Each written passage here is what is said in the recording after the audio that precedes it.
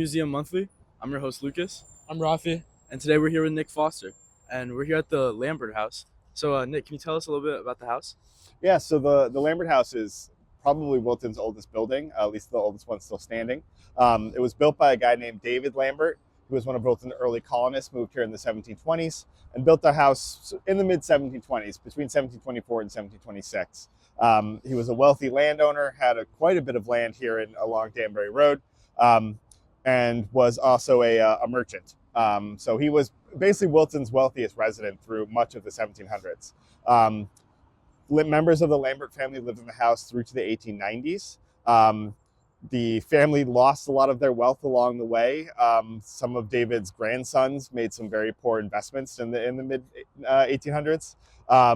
So by the time the 1890s rolled around, the original David Lambert, all of them were named David. They really liked naming their sons David. The original David's great-grandson, also named David S.R. Lambert, was living in the house with his wife Eva. And in December of 1897, sort of tragedy struck the Lambert family when David was actually murdered right here at the house.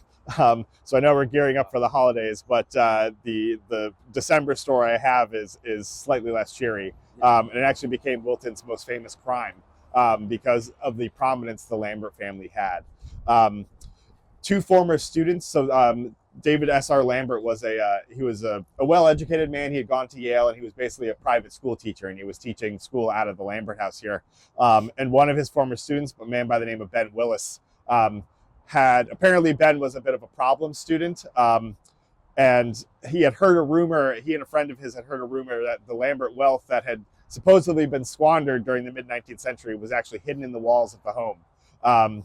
So Ben came one night with his accomplice, a friend by the name of Max. The two of them were allowed into the home by Mrs. Lambert, who recognized them as former students.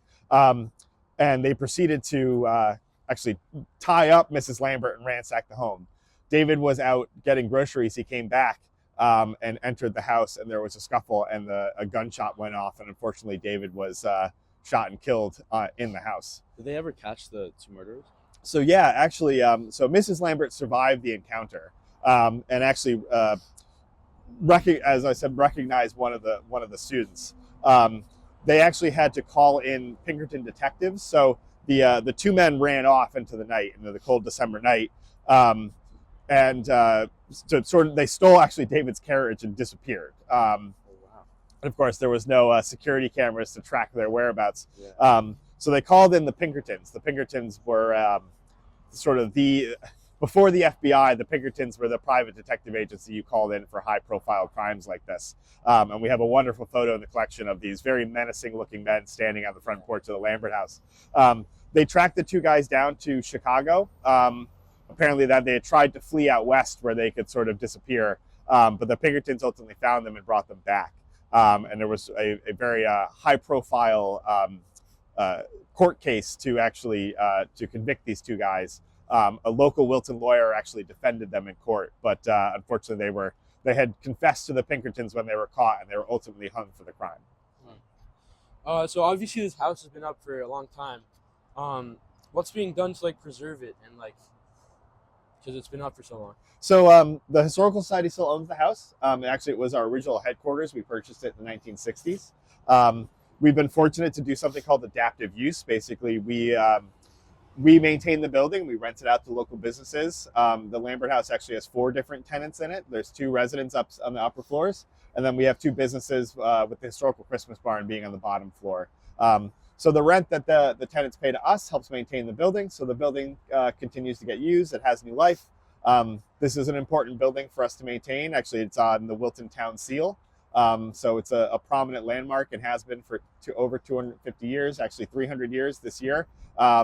So it's important for us to maintain the building, and the Historical Society takes a lot of pride to make sure that it's in good shape. Yeah. You said it was being used. Is there exhibits here? And there used to be. When we used to have when it was our first headquarters, it was a place that we had exhibits. Actually, the first business that was here was an antique store.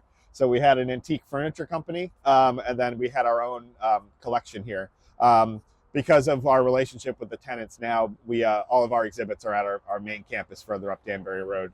But we do walking tours of the property. We like to tell people the story. There's actually 7 different buildings here on the what we call Lambert Corners, all historic buildings dating from 1720s all the way to the mid-19th century.